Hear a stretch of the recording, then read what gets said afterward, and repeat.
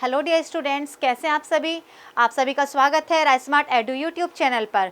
तो चलिए आज वेरी इंपॉर्टेंट टॉपिक मैं आपको पढ़ाने जा रही हूँ आज की क्लास में, जो आने वाले एग्जाम में वेरी इंपॉर्टेंट रहने वाला है। ठीक है, तो जो आज का हमारा टॉपिक है वो है water locked sea of the world, विश्व का जलबद्ध सागर। तो सबसे पहले हम बात करेंगे विश्व का जलबद्ध सागर, वाटर लॉक्ड सी का मतलब क्या है। इससे पहले आप सभी एक बार क्लास का जो लिंक है उसको सभी के पास शेयर कर दीजिए।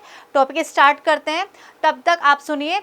तरक्की की भीड़ में उसी का जोर चल गया, बना के रास्ता जो भीड़ से निकल गया। ठीक है, तरक्की की भीड़ में उसी का जोर चल गया, बना के रास्ता जो भीड़ से निकल गया। तो आपको भीड़ से अलग होकर, भीड़ से अलग हटकर अपनी तैयारी पर फोकस करना है और जल्दी से सिलेक्शन लेना है।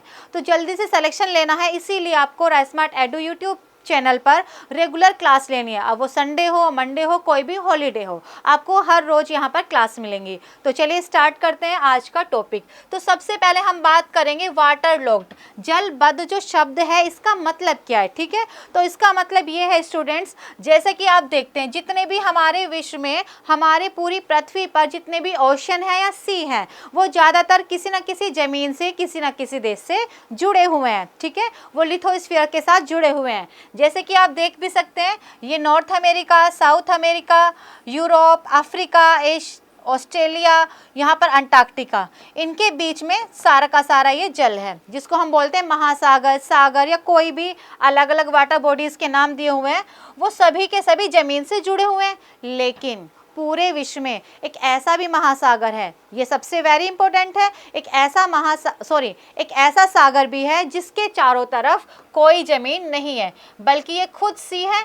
और इसके चारों तरफ भी क्या है आपका ओशियन, इसके चारों तरफ भी क्या है आपका ओशियन। तो जब ऐसा सागर हो जिसके चारों तरफ कोई ज़मीन ना हो, कोई लिथोस्फीयर ना हो, तो उसको हम क्या कहेंगे, जलबद्ध, जल से घिरा हुआ, वाटर लॉक्ड, जल से घिरा हुआ सागर बताइए। तो क्या ऐसा हो सकता है कि पानी के बीच में पानी हो? लेकिन ऐसा है। यहीं से इंपॉर्टेंट क्वेश्चन आपके लिए बनता है। तो चलिए देखते हैं वो कौन सा है। तो वो सागर है स्टूडेंट सारगेसो सागर। कौन सा सागर है ये? सारगेसो सागर। सबसे पहला इंपॉर्टेंट क्वेश्चन यही आएगा कि ये कहाँ पर है। ठीक है, ये किस महासागर के अंदर है, ये किस ओशियन के अंदर है। ठीक है ना, तो ये कौन सा ओशियन है आपका? एस शेप्ड, ये है आपका अटलांटिक ओशियन। ये पूरा का पूरा जो ओशियन है, ये इसको हम बोलते हैं एस शेप्ड ओशियन। ये पूरा ओशियन जो ओशियन है वो है अटलांटिक ओशियन, अटलांटिक महासागर।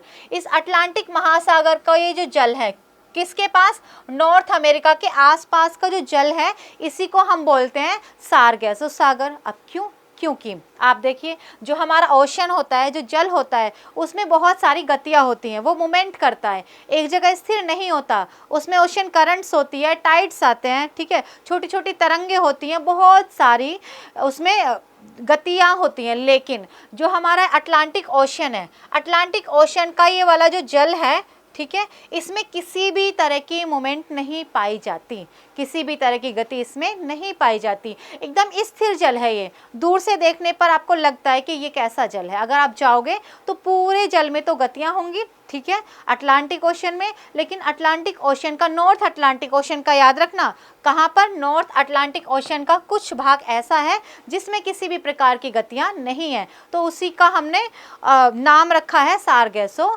सी, सारगेसो सागर। जो ऐसा सागर हुआ पूरे विश्व का जिसके चारों तरफ कोई भी जमीन नहीं है, लिथोस्फीयर नहीं है, बल्कि चारों तरफ वो सागर है और महासागर है। ठीक है ना, तो अब बात करते हैं इसका नाम सारगेसो क्यों पड़ा, इसका नाम सारगेसो ही क्यों रखा गया। तो इसके पीछे भी एक कारण है। इसका कारण है ये ग्रास है। ये क्या है बच्चों? एक घास है। कौन सी घास? सारगेसम घास। तो जो सारगेसम घास है, ये इस सागर के अंदर पाई जाती है बहुत ज़्यादा मात्रा में। ठीक है, तो इस सारगेसम घास की वजह से इसी का नाम पड़ा सारगेसो सागर पड़ा। ठीक है, ये आप याद रखेंगे।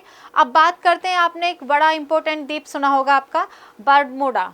बरमुडा ट्रायंगल के बारे में आपने पढ़ा भी होगा। यहीं पर वो ऐसी जगह है जहाँ पर आज तक जो ज्योग्राफर्स हैं या कोई भी साइंटिस्ट है जिसके बारे में नहीं खोज पाए हैं पूरी तरह से, ठीक है ना। वहाँ पर कोई भी जाता है, वहाँ से कोई भी वापस नहीं आता। तो ये वही वाला एरिया है। तो आपसे कई बार ये पूछ सकते हैं कि जो बरमुडा ट्रायंगल है, बरमुडा द्वीप है, वो कौन से सागर में है या महासागर में है। अगर ओशन की बात करें तो अटलांटिक ओशन में, अगर सागर की बात कर लेंगे तो याद रखेंगे कौन से सागर में, सारगेसो सागर में। कौन से सागर में, सारगेसो सागर में।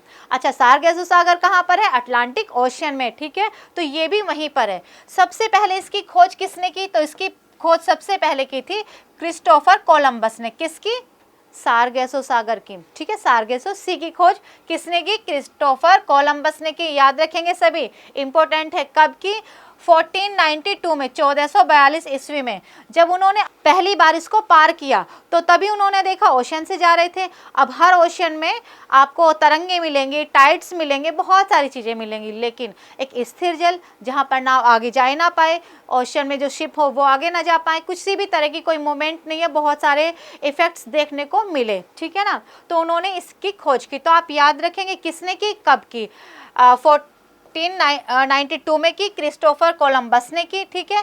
इसमें और क्या पाया जाए, समुद्री शैवाल भी इसमें पाए जाते हैं। तो ये वेरी इंपॉर्टेंट क्वेश्चन रहने वाला है आपके कमिंग एग्जाम्स के लिए, क्योंकि ज़्यादातर सागर कैसे हैं, जो ज़मीन से जुड़े हुए हैं। लेकिन सारगेसो सागर कैसा सागर हुआ बच्चों, जो ज़मीन से नहीं जुड़ा हुआ है, बल्कि जिसके चारों तरफ पानी ही पानी है, ठीक है। इसी तरह से लैंडलॉक्ड सी भी होते हैं, जैसे भूमध्य सागर, मेडिटेरियन सी, वो क्या है, लैंडलॉक्ड, जो चारों तरफ से भूमि से जुड़ा हुआ होगा। जो आपका भूमध्य सागर है वो यूरोप और अफ्रीका के बीच में है। यहाँ पर है आपका मेडिटेरियन सी, भूमध्य सागर, वो भूमि से जुड़ा हुआ है, तो उसको हम बोल देंगे लैंडलॉक्ड सी, और इसको हम बोल देंगे वाटरलॉक्ड सी, ठीक है बच्चों। तो ये था आपकी कमिंग एग्जाम के लिए वेरी इंपॉर्टेंट एक टॉपिक। तो बने रहिए rice smart edu YouTube channel के साथ रेगुलर, और पाइए अपनी सफलता को बहुत जल्दी से। टाइम कम है, दिसंबर में एग्जाम होने वाला है, तो चलिए हो जाइए ready. Best of luck, thank you.